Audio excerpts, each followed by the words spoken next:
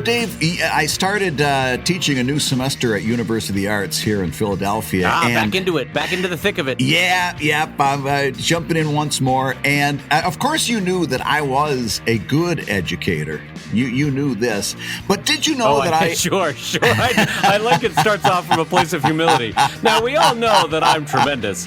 Yeah, we knew that. We'll take that as read. But did you know that I may be one of the finest educators here on the Eastern Seaboard, all told, including some of those Ivy League schools? Well, listen, that was the part that I took as read. I was like, that's a given. That's done. Yeah. Where are you coming from this? All right, now, all joking aside, what is this about? What is this nonsense? So here I am teaching in front of these young people, and in my opening lecture, I'm kind of doing an overview of storytelling. And I was doing a brief introduction to protagonists, and I was talking about how important it was to make your readers identify with the protagonist as quickly as possible.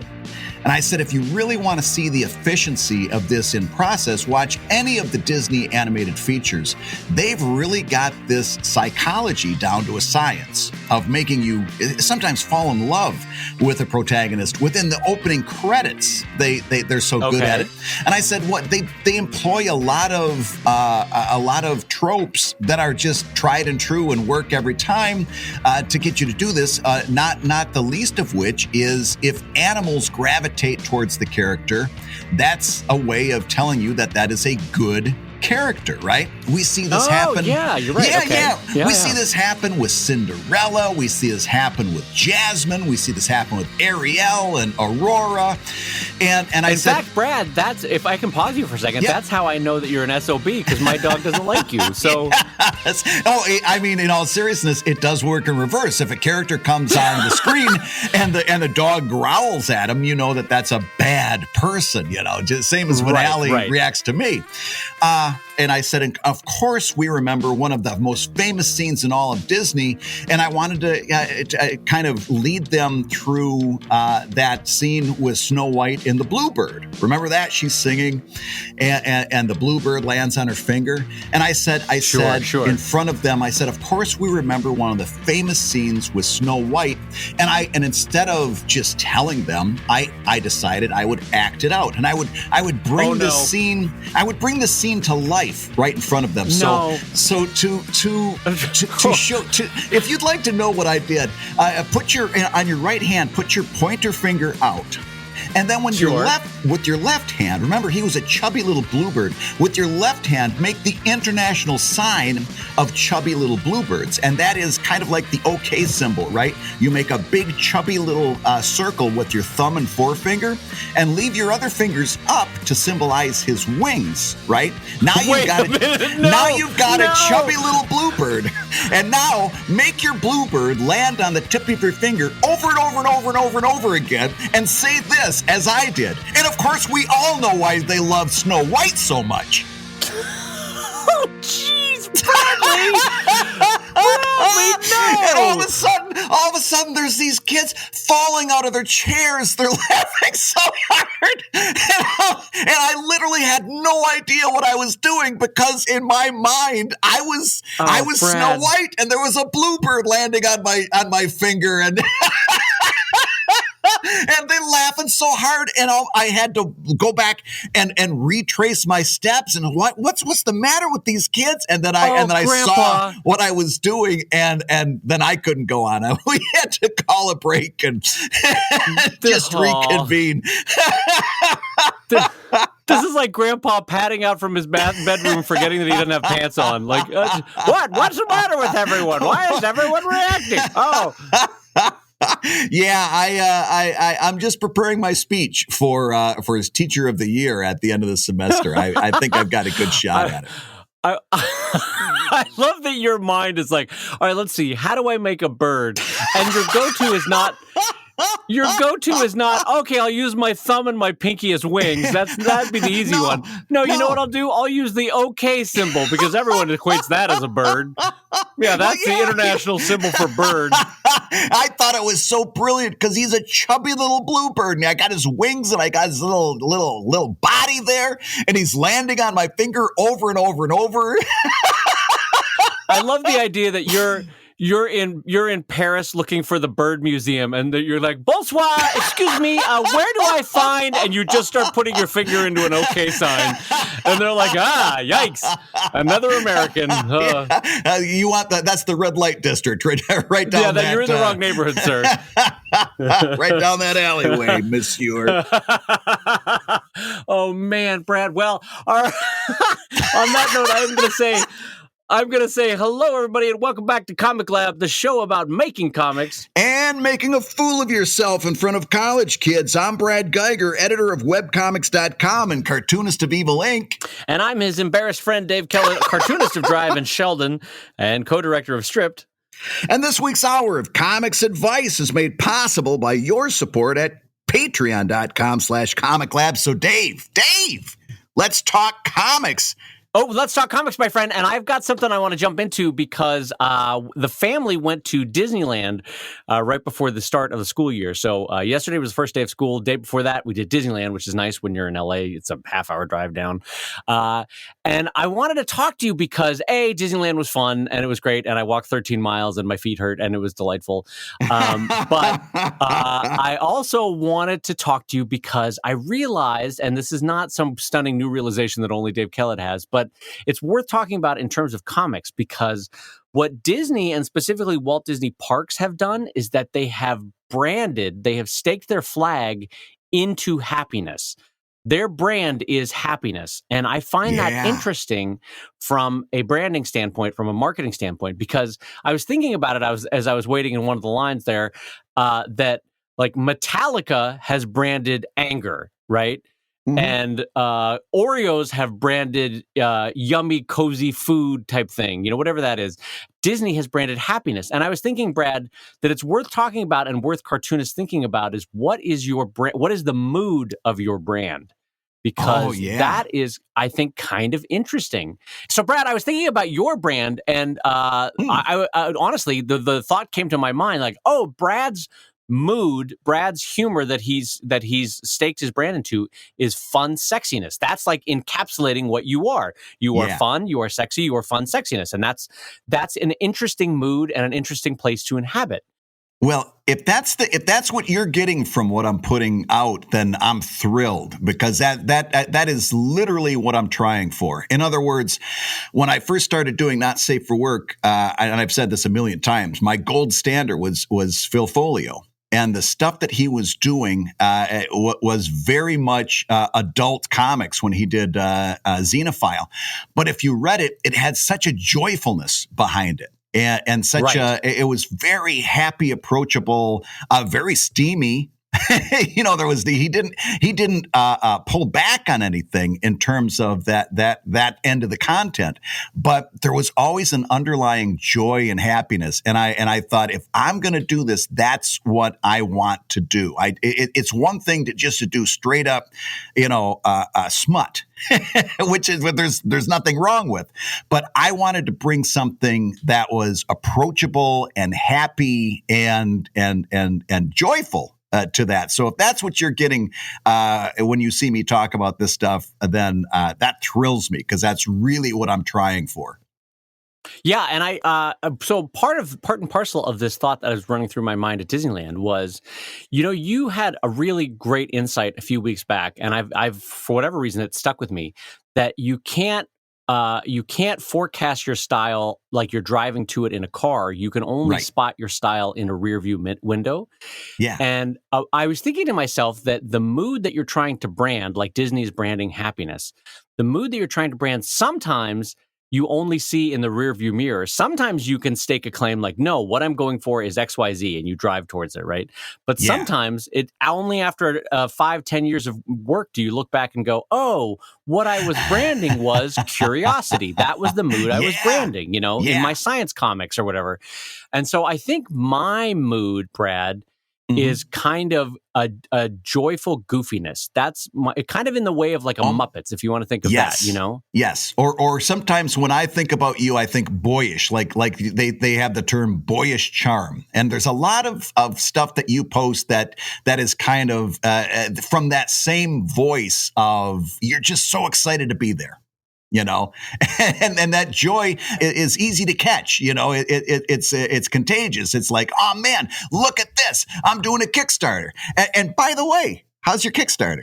Oh, it's going. Oh, the one over at anatomykickstarter.com, Brad. Thank you for mentioning that. I don't want to derail your Disney conversation, but we are going to talk about that later. You had a great start. Oh boy, out of the gates pretty strong, and now I'm terrified that's going to go. I'm having a Tuesday. Yeah, we're on at the end of day one. It was at 16,000, which is great out of the gate. That's for a Sheldon book. That is the best Sheldon. I mean, it's not technically a Sheldon book, but for my best non-drive book, that's my best start that I've ever had. And your goal is 20K, right? Yes. And then we start unlocking the cool stretch goals. So you are you started way at that would be what, 75% of your goal within the first day? That's amazing. Yeah, so I'm feeling really good about this, and it's the chart actually, and since we've now derailed the conversation, I might as well go whole hog about it. Beth has put together a chart, and I'm going to share it as a Patreon exclusive on patreon.com/ComicLab, because it shows how in the first 3 days, my last 2 or 3 Kickstarters, all roughly, statistically speaking, came out about the same number for day 1, day 2, day 3. But one of them ended up at 49,000. One of them ended up at 23,000. One of them ended up at 36,000. But the first 3 days were all the same. And so statistically, it's interesting to see you can take a very different path, for at least if you're Dave Kellett, from day 3 onwards. So this week, I'm very curious to see how this goes. Whether I go, woohoo, sky's the limit, or I'm going to sit over here on the park bench, that kind of thing. Well, and now watch how I re-rail you. So much of your success in this is that you really do stick to a consistent branding when you're talking on social media. And it also comes through in your comics. But it goes back to that, I'm excited, this is fun, and very approachable, happy kind of voice that you've built for yourself on social media. Well, can I tell you, Brad? And this is actually something that I learned from Norman Lear, because we asked him once, hey, Norman, how you doing? And Norman, as you know, Brad, is 97, right? And he's won more Emmys than God, and he's produced 1,000 TV shows. And we said, my wife and I were like, hey, Norman, how you doing? And he looks at us, he goes, well, I tell you what, I'd be a real son of a bitch if I said I was anything less than really happy. And I like that attitude, because for me, I better come across as excited about a Kickstarter and a comics and my comics in general, because I get to be a cartoonist, Brad, Yeah. We're not digging a ditch. Have some joy around it, for God's sake. And so I get legit excited to make a Kickstarter, or to make pins, or make a book, or make a comic, or make a different kind of comic, or learn to sketch a new thing, or it's fun. This is fun what we're doing. And and you do a podcast too, right? Yeah. Yeah, that's more. Oh man, that list went on and on. I'm just waiting. Where does he bring the podcast in? Well, I didn't want to bring in the one thing in my week that's drudgery, and so I wanted to. That for me is digging ditches. I was like, I got to talk to Brad. Oh man. I've sat here, watched you dig a few holes on this podcast. I do have to admit. Touche, Brad Geiger. Touche. No, but what I'm getting at is the world is dark and full of terror sometimes. And so if in our work you don't have joy, then what are you doing? Comics are meant to be, as an art form, they're a magical storytelling device. They're amazing, both for the ability of words and pictures to come together and marry and tell a story. And no, they don't always have to be happy, but there's a certain joy in the creation of them that I like to let come through, because why not let people see how happy you are making them? So I'm glad to see that you read that as boyish, as you say, because I think that's not unfair. I don't take that as an insult. I think boyish is kind of... and it wasn't meant as such. Yeah, no. I think I do kind of look at the world like, hey, wow, Brad, look over here. Oh, look over there. Hey, life is great. Because it's kind of amazing that we get to be alive, and how cool to experience it and share it with each other. So that's anyway. Yes. So I think my brand, if I was like Disney branding, happiness, you branding, fun sexiness, and I think mine is goofy silliness is probably my mood. Yeah. And then if you've got that thought in mind, much like Disney does, if you've got that thought of what is my branding, the next step as anybody that is publishing on the web, including web cartoonists, is how do I let that permeate all the way through my business? In other words, okay, Disney brands happiness. So that's one thing to say, to put a little sign up at the entrance of the park saying you're entering the happiest place on earth. That's surface branding. But how do they let that branding permeate down? Well, in everything they do. Yeah. Of course, everybody that has a Disney name tag on has a smile on their face. Right. And not only that, but if there's a problem at all, they've got so many different ways to address that problem that has been pre-thought out. That if anything comes up, they're on top of it. They smooth out the bumps. Everything is very, very convenient. Yes. Nothing, you will have to wait in lines for the popular rides. That's part of the deal. But in almost all cases, down to any other convenience, down to any other amusement park experience you're going to have, there's an element of convenience that takes that stress away. And when you're not stressful, what are you? Yeah. You're happy. Yeah. And everything they do is about taking stress away, checking into the hotel, stress-free, getting into the park. They try those buses. We always stay at like the Pop Century Resort and then take the bus in, right? Everybody complains about taking the bus. Those buses are most of the time, 99%, they're on time. They're air conditioning. Getting on the bus, getting off the bus is super easy. Even something like mass transit, Disney has done everything they can to make it a happy experience by removing the stress. And that's a result of, I think, Dave, them saying, this is our brand, it's happiness. And now we've got to make that happiness permeate through everything, right down to the experience of getting on a bus. Right. So if you have a comic that is a serious comic, like you're telling a serious story, or you're doing science comics and you're really trying to teach people, then you don't necessarily want to have your color palette be sherbet, or sorbet. You want it to be a color palette to match. Because like one of the things that I noticed about Disney is you walk around, there's no grays, there's no blacks, there's no strong reds. It's all joy-filled colors that make you feel comfortable, make you feel relaxed, make you feel like a summer day, that kind of thing. So you want everything around. Once you kind of figure out what your mood that your branding is with your comics, your color design, your website design, all your book designs, all of that stuff should kind of fit in that family. Like if I, as Sheldon, had a book cover that looked like a Metallica album, you would go, well, something's not right here. Why are all these skulls and devils and blood on the front of Dave's book cover? What's going on in Dave's personal life? Yeah.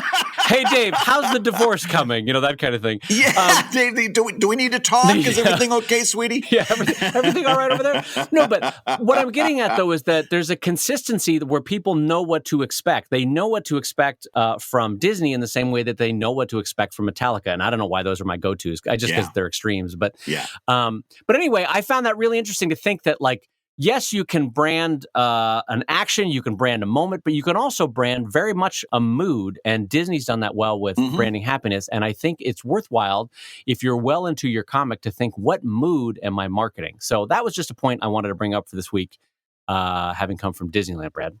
Yeah, I think that's fantastic, and I'm so happy you brought that up, because I knew that you were in Disneyland this week, and I was living vicariously through you, because there are so many, especially that Magic Kingdom part. There are so many attractions there that I really, even my kids have outgrown them, they're still my favorites. Haunted Mansion, I've got to go on that at least once or twice, and the Tiki Room. I freaking love the Tiki Room. So you to the Tiki Room. I want to talk to you about the Tiki Room because, I had never done the Tiki Room before, and I'm... You've never done the Tiki Room? I'm on the way to Disneyland, and Brad goes, you got to go to the Tiki Room, my favorite thing at Disneyland. I was like, the Tiki Room? All right, well, I guess I'll do the Tiki Room.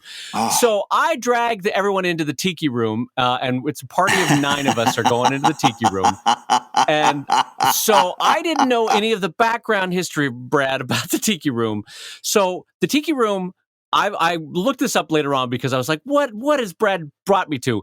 1963, Walt Disney goes, I want to use animatronics. And all the banks go, no, that's a dumb idea. That's way too expensive. It's not a proven technology. We're not going to fund your loan.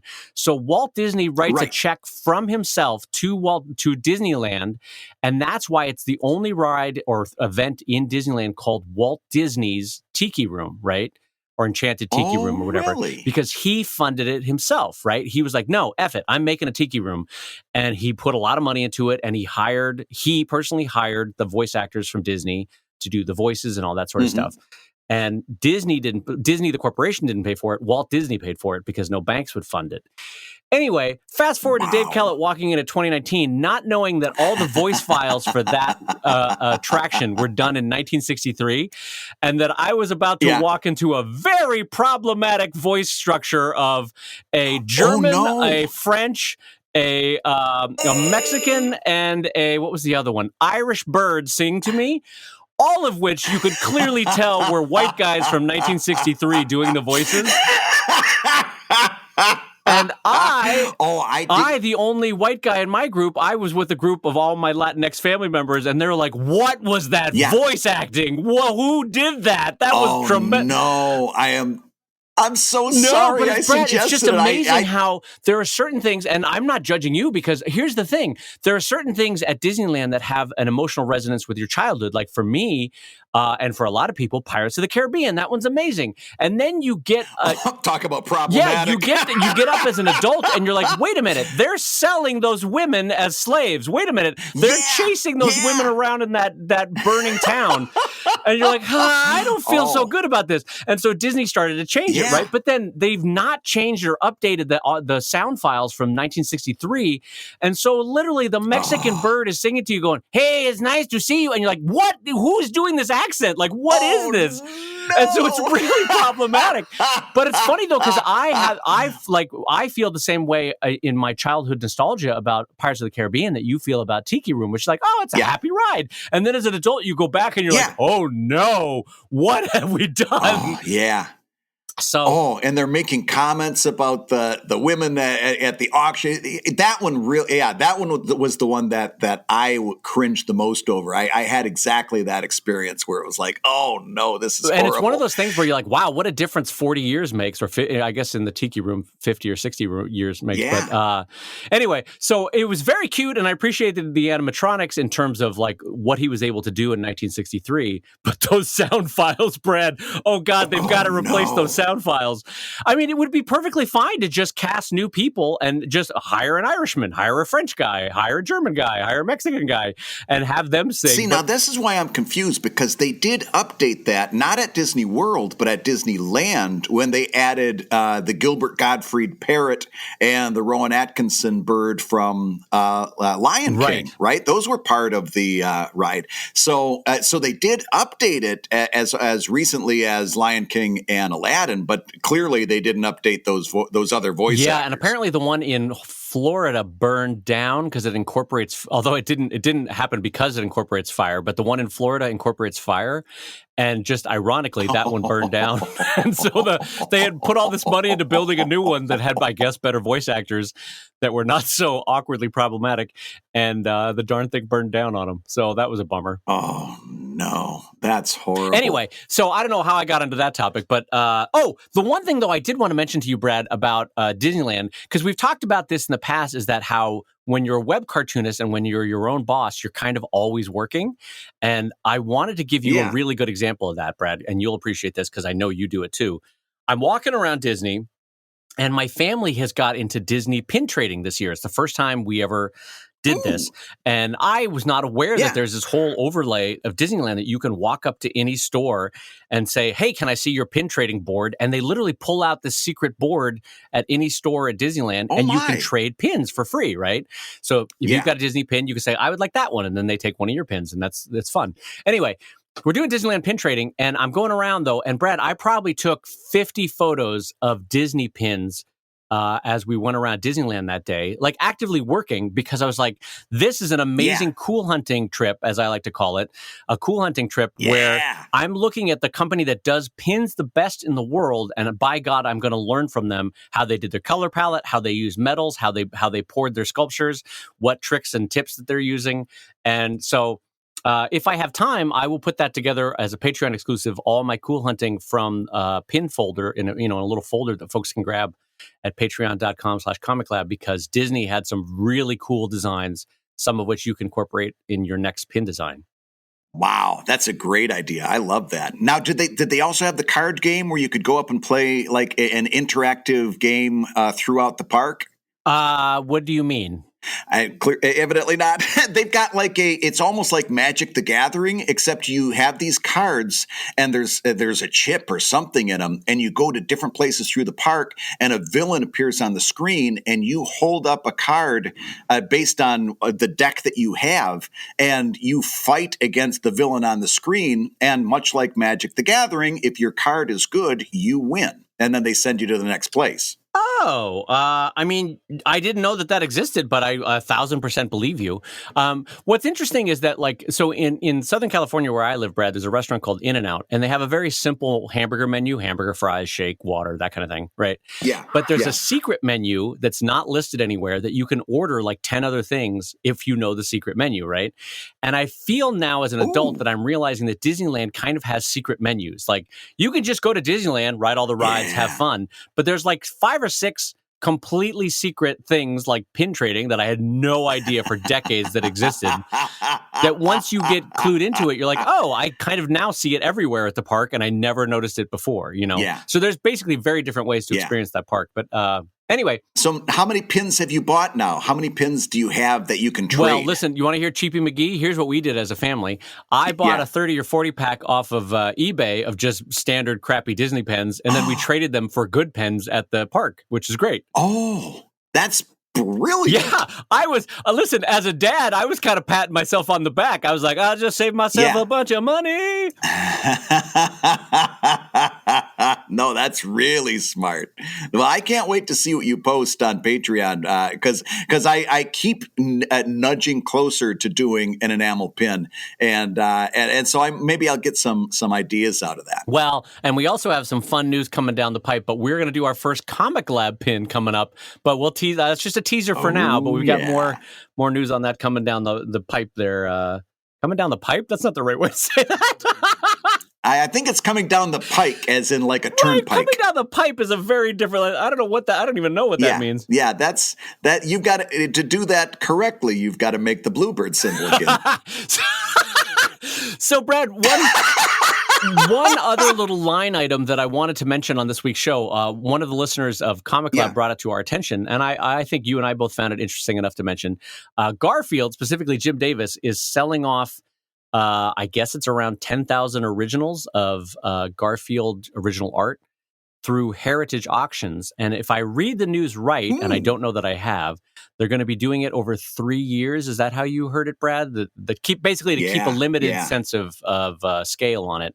They're not dumping all 10,000 at once, but they're going to constantly have Garfield.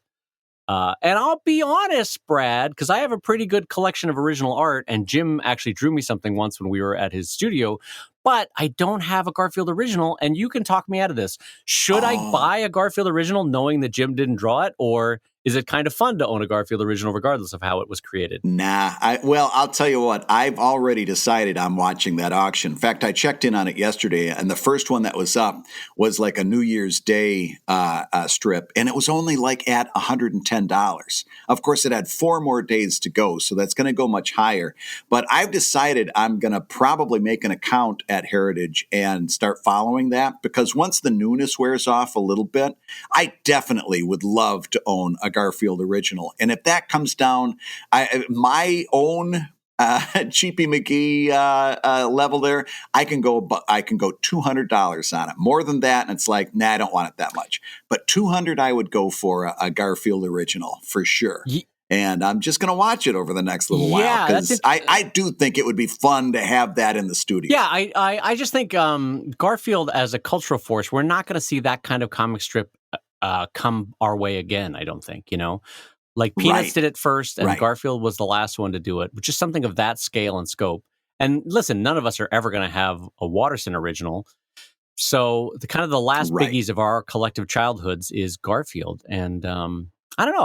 I like you. I think you're playing it smart. Basically, let it wear off a little bit and let the market settle around $100 to $200, and then we'll pick one up. I think that's smart. But anyway, Yep. I just want to let everybody know. I'm not even bidding on this first one. Don't be the one to go first out of the gates. Oh boy, Garfield, $700. Yeah, that's exactly. We're gonna play the long game on this. We got 3 years. We're gonna let it go 3 years. Exactly. I'm not dying tomorrow. I'm waiting. Yeah, truthfully. Hey, if you're listening while you work, take a minute and stand and stretch. And while you're doing that, Brad and I are going to tell you why you should join us on Patreon. Yeah, because, when you do, you'll get hours and hours of podcasts that we've recorded just for backers. And an exclusive Patreon post that go even deeper on the ComicLab topics. And access to our exclusive Discord server, a thriving community of professional cartoonists. So you can support the show you love and get tons of actionable resources for your own cartooning. And listen, if you can't swing a pledge this month, no worries. You can still support the show by rating us wherever you get podcasts. Leave us a 5-star review and a few kind words. And that, along with mentions on social media, is incredibly helpful. And now, let's talk comics. So, Dave, I want to talk about your nib. Oh, hold on. What? Dave, your Wacom nib. I've always been fascinated by this. How often do you change the nib on your Wacom stylus? Oh, I thought you were saying something else. And now you're talking about the nib. For once, I had my mind on art. So, can I actually tell you a funny story about that? Because Please. I have had my Cintiq for about 10 years. And I don't know how you open your electronics, Brad, but I get very kid on Christmas morning opening when I'm opening my electronics. And, the plastic is everywhere and the styrofoam gets thrown to the side. And I want to use it right away. And I don't need to read instructions. I'm an adult. I know how things work. And so I distinctly remember plugging in my Cintiq, starting to draw with it, figuring out all my settings, and I'm ready to go. Cut to, no joke, 3 years later. And I'm like, my nib on my pen is getting kind of small. And I remember Dave Malky of Wondermark was in my studio and he goes, well, you can just swap out the nib. And I go, what? Wait a minute, what? Because Johnny Idiot over here hadn't read the instructions 3 years earlier. So I had worked through the nib to a tiny little nub because they design it that way because they're smart. And I was like, wait a minute, you can.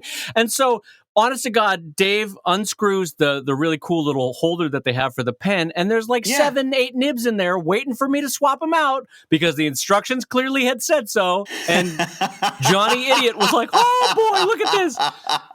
So the short answer is during the first 3 years that I owned a Cintiq, I swapped out the nib once, and then since then, I swap it out probably every 9 months or so, maybe 12 months. How about you? I'm heavy-handed. I usually, I've gotten into the habit that I change them with the seasons, just whether it needs it or not. Because I change them with the seasons. To everything, turn. It's time for my spring nib. It's time for my summer nib. My summer nib has a little bit of extra, a little flowy skirt that That's right. And my fall nib, as I like to think of it as being my pumpkin spice nib. I've got, but yeah, I get heavy-handed, and so it's there's no reason, and they're not expensive. They're super easy to change. It's why would I be a dummy and wear this thing down to nothing? I'm gonna just change them with the seasons. So let me ask you, because this is maybe a personality thing. Personality-wise, why do you think it is that I draw light and frothy and you bear down on your pen? Why do you do that? Why? The same reason I grind my teeth at night, because I'm a very troubled individual. Because the last time I unclenched was that one time I was unconscious for a few days. No, I was never unconscious for a few days. But I think it's my personality is that I'm very intense when I'm behind the drawing board, and that comes through my drawing. I try.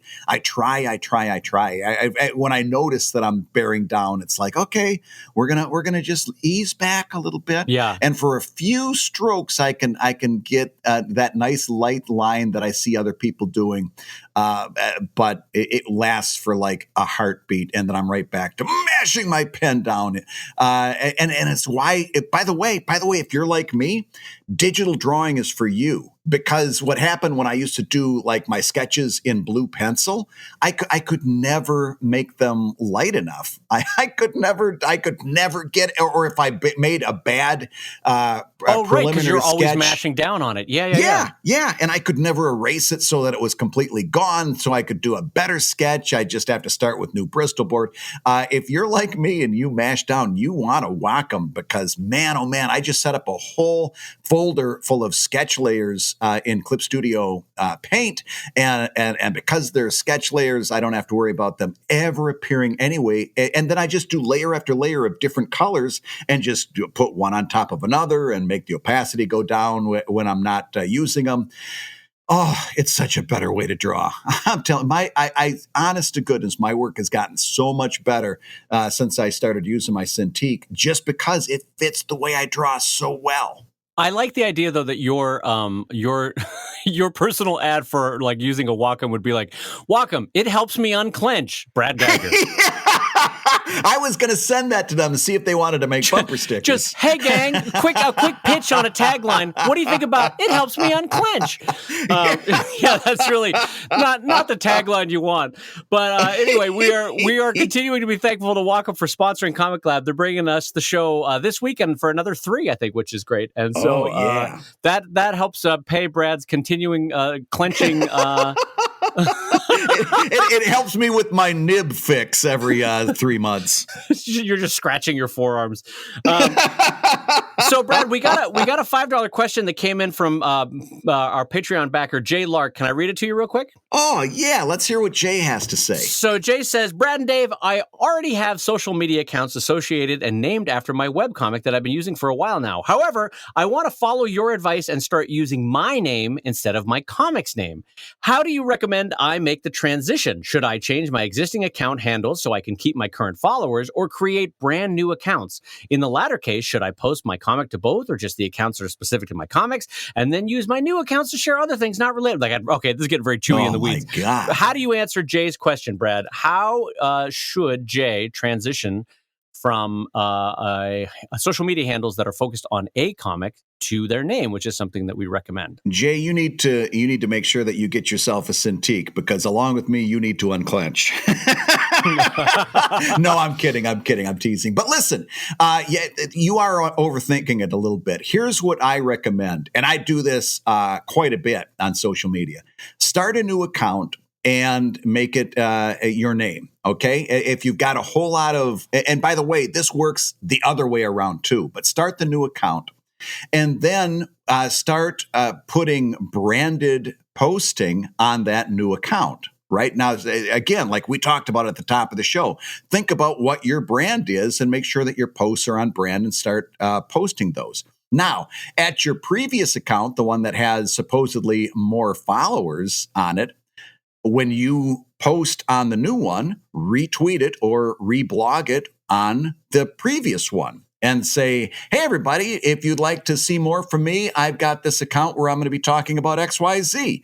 And then for the next several months, every time you tweet from the new account, you're retweeting it from the older account. And then you can basically start to build 2 different types of audience. And don't worry about who's on one and who's on the other. And if everybody is on both, what's going to very naturally happen is that you're going to generate an audience that's appropriate for one and an audience that's appropriate for the other. And if you see that one of them, if the old one starts to atrophy and go fallow, that's just fine. Now you can put all your steam behind the first one, right? But everything will kind of naturally find its own balance. And then you can go on from there. What do you think about that approach, Dave? So this is rare, and so I'm going to note it. I strongly disagree. Really? Strongly disagree?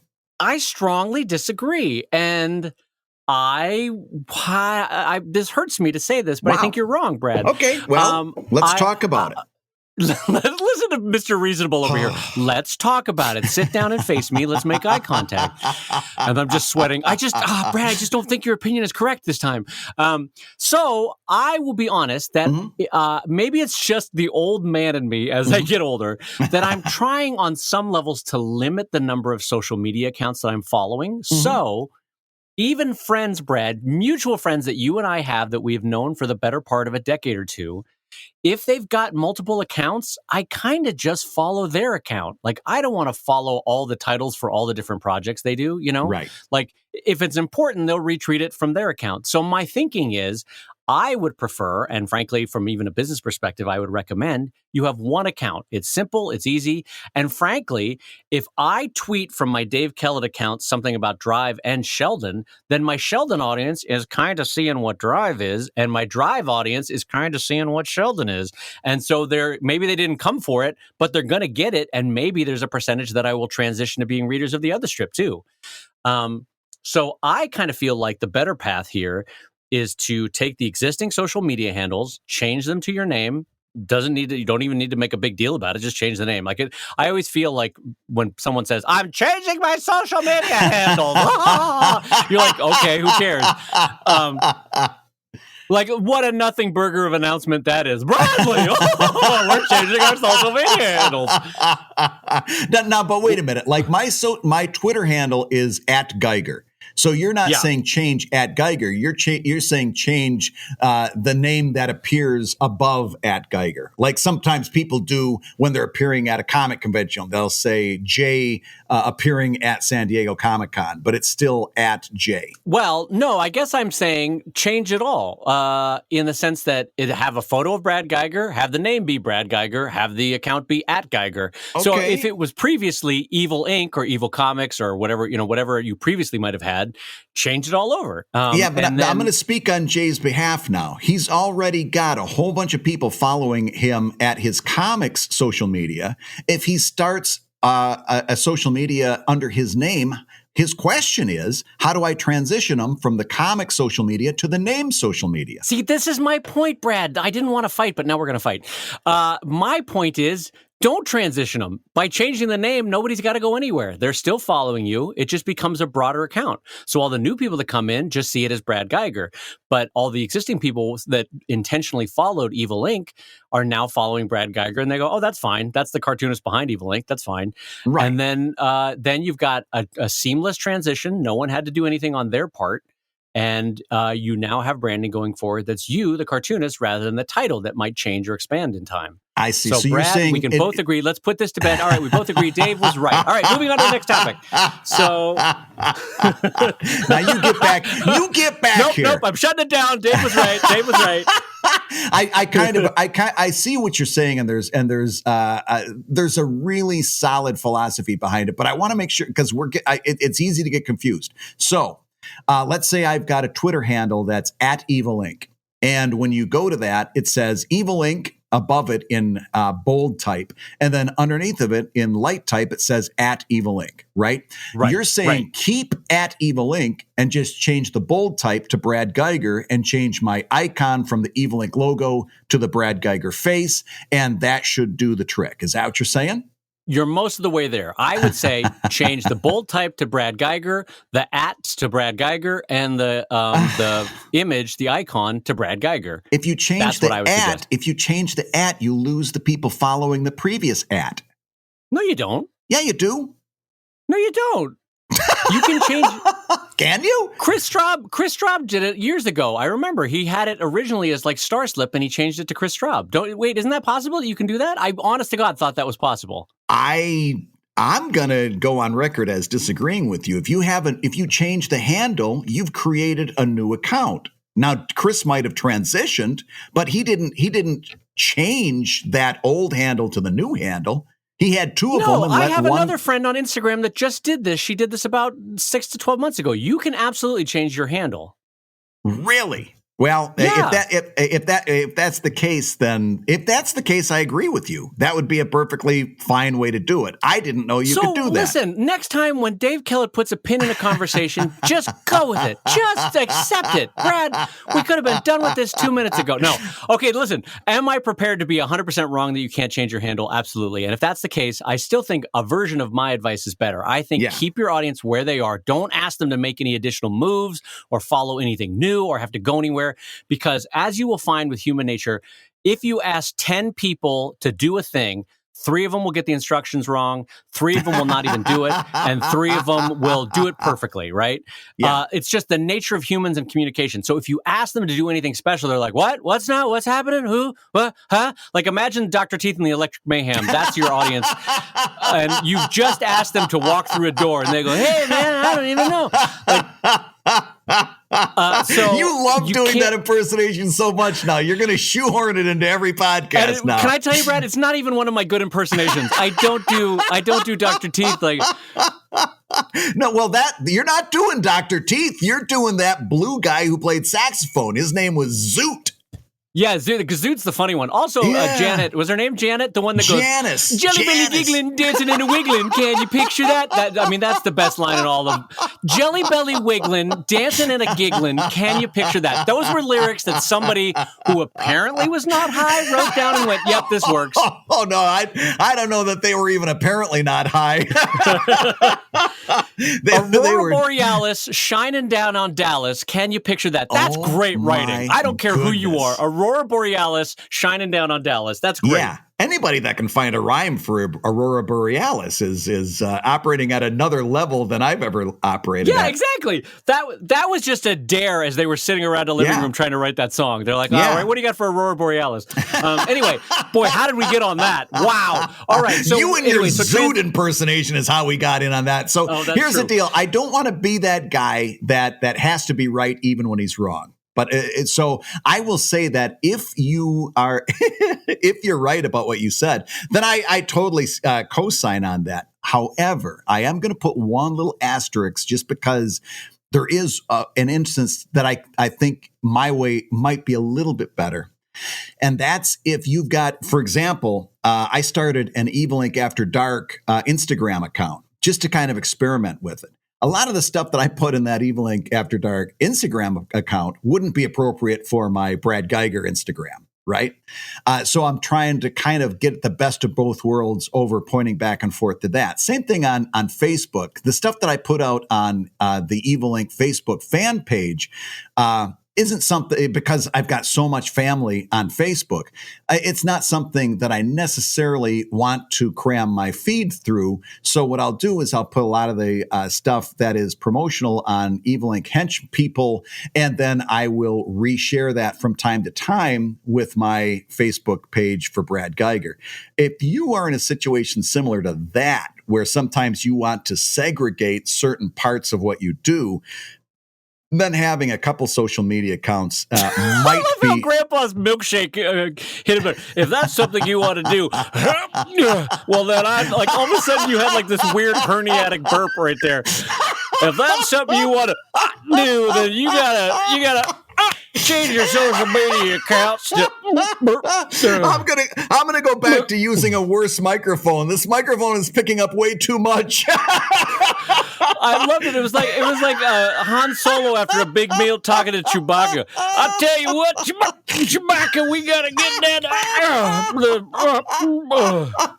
Anyway, so, but in general, Dave, I think you've got the better advice on this one. I really do. Well, you know what? I'm realizing that you and I just have a different philosophy, and that's okay because it's good for people to hear that. Yeah. My philosophy is that Scott Kurtz should be sharing all of Scott Kurtz's thoughts, all of Table Titan's thoughts, and all of PvP on one feed, that they shouldn't be separated out. If you're a corporation, then Frozen and Wreck-It Ralph should absolutely be separate. But if it's Scott Kurtz, if it's Brad Geiger, if it's Dave Kellett, if it's Erica Moen, if it's Dylan McConis, you should have one feed because they're following you, a person. They're not following a brand. They don't want to figure out what Burger King is thinking. They want to see what you're doing. And so you want to cross-pollinate your audiences. You want to be able to say, hey, I know you just follow me for Sheldon, but I'm starting this new video project, or I'm starting a new Kickstarter, or I'm starting a new Drive thing. So I honestly, for me, it's a philosophical thing. Have it all on one feed, social media wise, and then people can choose to focus in or blank out on whatever they don't care about. But have it all in one feed, so it's all right there, and you can cross pollinate your audience. I guess that's what I'm saying, Brad. No, I think you've got the better line on it. I absolutely do. I'm trying very hard to not be that guy that's always got to be right. You have the better idea, and I'll put a period at that, and I won't put any more asterisks on it. Now I seem like the jerk because I'm like, no, I've got to be right. All right, you won, Brad. You won by being the better person. No, I'm really trying not to be argumentative because what you're saying is what I was driving to in my original point by saying you're going to let that other one atrophy and slowly move it over. But you really, I want this listener, I want this question asker to know, I think he should do what you're talking about. You have the better line on this one and the better overall philosophy. And that's something I've always agreed with. And that is you should be doing a broad outreach through your personal social media account. The one that has your name on it, you should be talking about everything. And you're absolutely right. Well, let's move on to the next topic. This question comes in over at patreon.com/ComicLab from Eric Campling. And Eric writes, hey there, Dave and Brad. You've been in the webcomics world from nearly the beginning. A chance to reminisce. What do you miss about the, quote, good old days?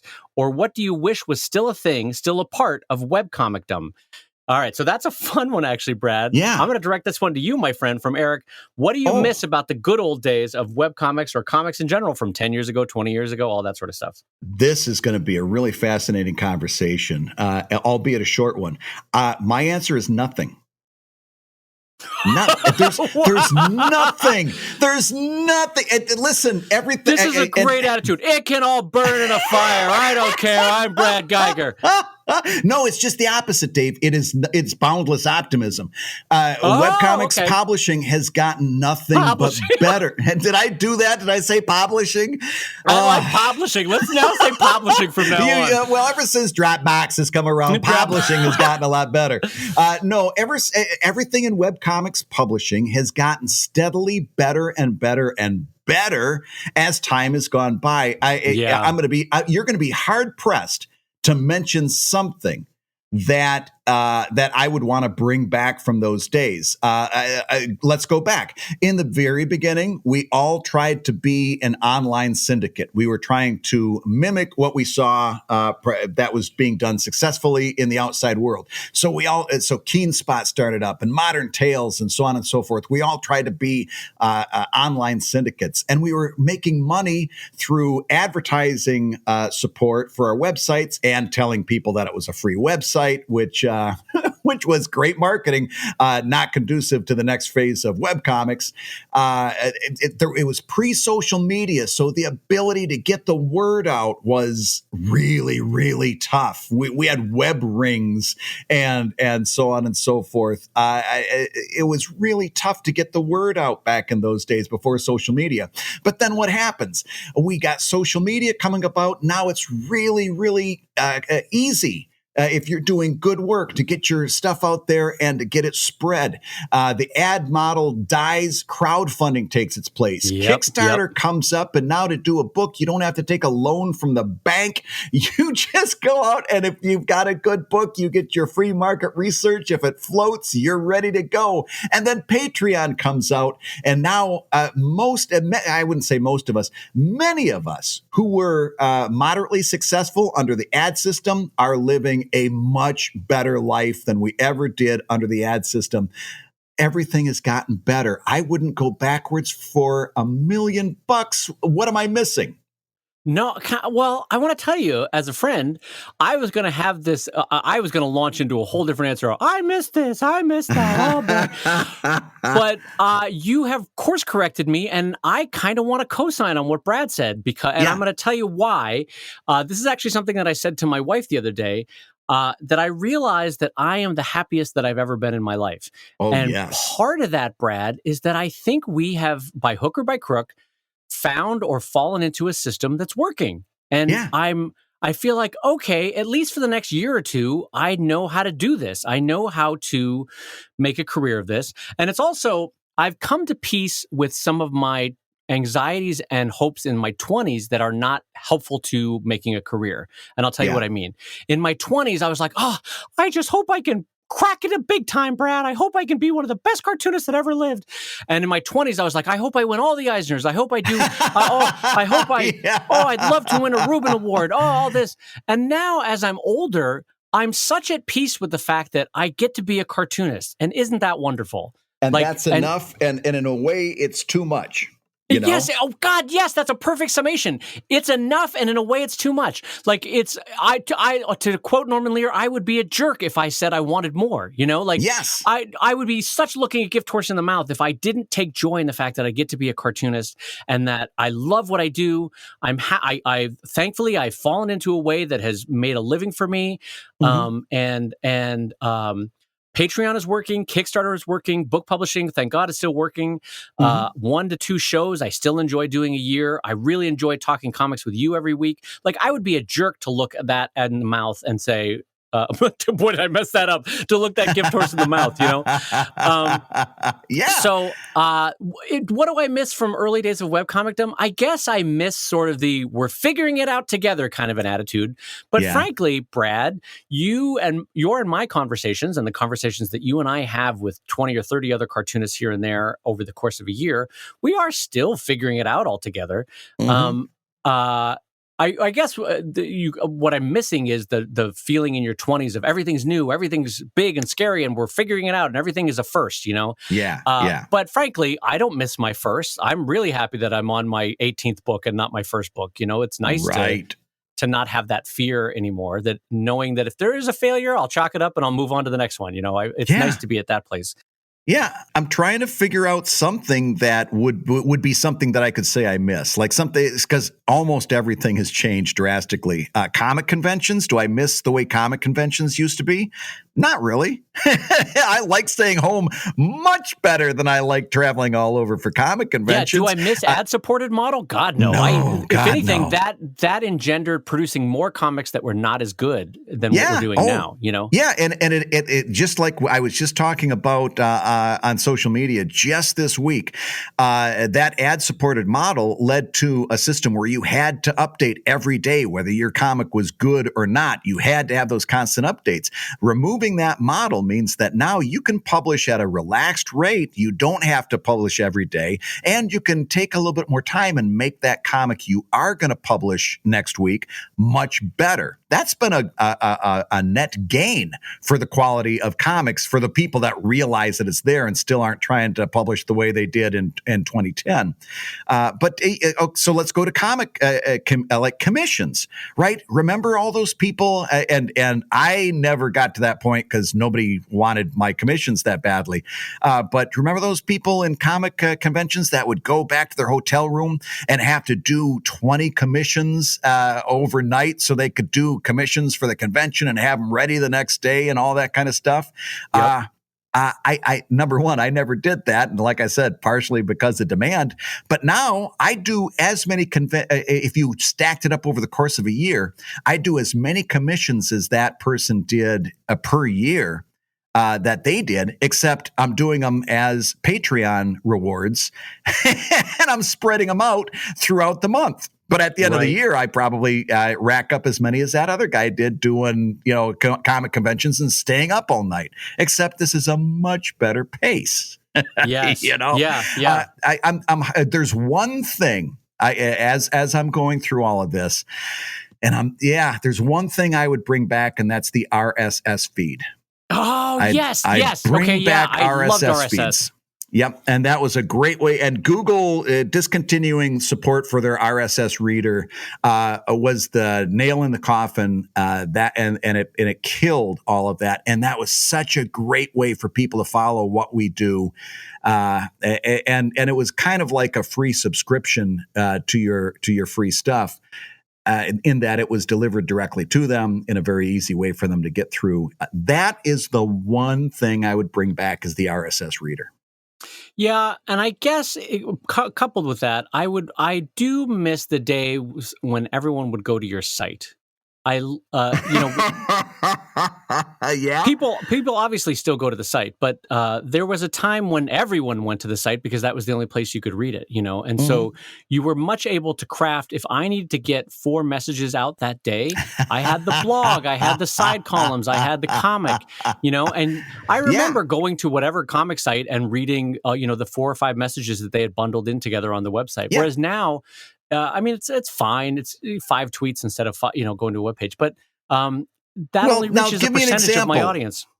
Yeah, give me an example here, because I know you'll probably have this, if not top of mind, it'll be something you'll be able to assemble mentally quickly, because I don't think we planned on talking about this, but we talked about your Kickstarter earlier. Now, which one? Instead of just the anatomykickstarter.com, Brad? Yeah. Look at me flubbing it. Anatomykickstarter.com. AnatomyKickstarter.com is what I'm talking about. Yes. And when you made the announcement for AnatomyKickstarter.com, boy, now I'm flubbing it as bad as you. Boy, I made this nice and chewy, didn't I? Boy. Yeah, you really did. We need to talk about that. When you made the announcement for AnatomyKickstarter.com, you couldn't just say it in the blog. How many different places did you have to make that announcement this week? Oh, Brad, I wish I had printed out the list to bring into the podcasting booth with me, because it is, I can go through, I'll try to do it from memory. Patreon.com/ComicLab, Patreon.com/Drive, Patreon.com/Sheldon, the SheldonComics.com blog, DriveComic.com blog, as a physical image underneath all the comics, so that when it went out in mail or RSS, it was also in there. I had to do it in Twitter. I had to do it in Instagram. I had to do it in Facebook for Drive, Facebook for Sheldon, Facebook for my own account, which I was largely moribund, but I still use it for this kind of stuff. Yeah. I had to do it on 2 Slacks that I'm involved in with cartoonists. I had to do it for Discord servers. I had to do it for the pinned tweet for my Twitter feed. I had to change my avatars for both Instagram and for Twitter, and the background image for Twitter. I had to change my MailChimp headers and images in MailChimp for people that go out and email. And this is just from memory. Like, there's 10 more places that I announced it, Brad. No joke. And you think, that's not a lot. You're up to 18 right now. Oh, and then I had to do it on all my old Kickstarters. So each one got an update. Yeah, all my previous Kickstarters gets an update. And for each one, you have to manually load up the video, manually load up all the images. And you think, as you're listening to this, you're like, well, that doesn't take that long. It took me a whole day of solid updating for all those places, right? Yeah. And that's with Beth helping me. So there was 2 adults updating all those places. So part of that is just, it's a hustle to do a Kickstarter like AnatomyKickstarter.com. I got it in again. It's a hustle to do a Kickstarter. And, but it's part of the gig. And so am I complaining about it? No, not necessarily. It's just, there's a lot of places and a lot of disparate spots that I have to update. And to Brad's many repeated point, you have to reach people 7 times before the message gets in. So all those places over the course of the next 30 days are going to hear from me multiple times talking about AnatomyKickstarter.com, because they've got to hear it multiple places, Yes, they do. And again, I've said this before. If anybody's got Kickstarter on the brain coming up, tune into Dave's social media. You're going to see exactly how he approaches this, and you're going to see what I think is somebody with a very, very good handle on crowdfunding. Pay attention to what Dave says, how he says it, how often he says it. You're going to learn a lot about social media and how it relates to crowdfunding in the next 30 days. Well, and you know what? I will spread that love, because I, as a Kickstarter person, look to Ryan North to see how his language, because he has a way of making Kickstarters fun. I look to David Malky. I look to Spike Trotman. They're all very good at Kickstarters and keeping the language fun and fresh. And you don't want to be repetitive. You want to make each one kind of unique. You want to make it a reason for it to share, which is why, Brad, I tend to spend a little bit more time on my video than the average person does. Oh, Because you it's certainly fun. do. Yeah, Yeah. for me, there's, as you know, Brad, there's a performative aspect to my personality. I Yeah. wish I was on stage, Bradley. But so I like making them. They're fun to film with Fred. They're fun and goofy. But I do them also because they're very shareable. Once you Yes. see one of my Kickstarter videos, you go, oh, yeah, all right, I'll share that. Versus the average video of like, hi, I'm making a book. Here's the book. I hope you back it. That's my book. Bye. Like those videos, no one wants to share that per se, but I like to make my videos where it's goofy and fun and like a little mini, 90 seconds of entertainment. Yeah. Yeah, and you do it really, really well. In fact, I'll bring this whole conversation full circle as we're nearing the end of the show. When I did my lecture at my storytelling class, as I'm explaining to them why they need to be cognizant of narrative and its uses, not only do they use it in their art, goes my point, but also they're going to use it in making a living because they are going to be crowdfunding in their careers. And I said, narrative really plays a big part in crowdfunding. And then I click a button and your Anatomy for Animals Kickstarter video comes up and I play that just because also it's a fun way to get people kind of laughing and silly and loosened up. But I said, and then we dissect it. And we said, okay, what is Dave's narrative there? What is the spoken narrative? What's the unspoken narrative? Why has he got that plaid shirt on instead of a shirt and tie? And we go through all the different ways you're using narrative, and it's a really great way to introduce that topic to my students. Oh, good. That's nice of you. Thank you for that. It's again, it goes back to our topic at the beginning of the show is what mood are you trying to brand yourself around? Yes. And for me, part of that silly goofiness that I was talking about in my comics, I tried to brand into the video that it's approachable, it's silly, it's goofy, it's fun. And it for even a brief second in a dark day, it puts a little smile on your face. So thank you. I'm glad you like that. Thank you. Yes, and you put a smile on our faces every week at the time that we get to say that you've been listening to ComicLab, the show about making comics and making a living from comics. Your hosts have been the ever-delightful Brad Geiger, the editor of webcomics.com and the cartoonist of Evil Inc. at evil-comic.com. And my friend, Dave Kellett, the co-director of Strip, the cartoonist of Sheldon at sheldoncomics.com and Drive at drivecomic.com. Check out his Kickstarter at anatomykickstarter.com. Perfectly nailed. And a huge thank you to our sponsor this week over at Wacom, our friends and compatriots at WACOM, Wacom.com. And the ComicLab theme song is used with permission from Andy Creighton at theworldrecord.net. And this episode, as all episodes, was edited by the delightful Matt Woodard of Woodsong Productions over at www.woodsong.media. ComicLab is made possible by your support on patreon.com/ComicLab, so we're going to go ahead and say that twice. Patreon.com/ComicLab.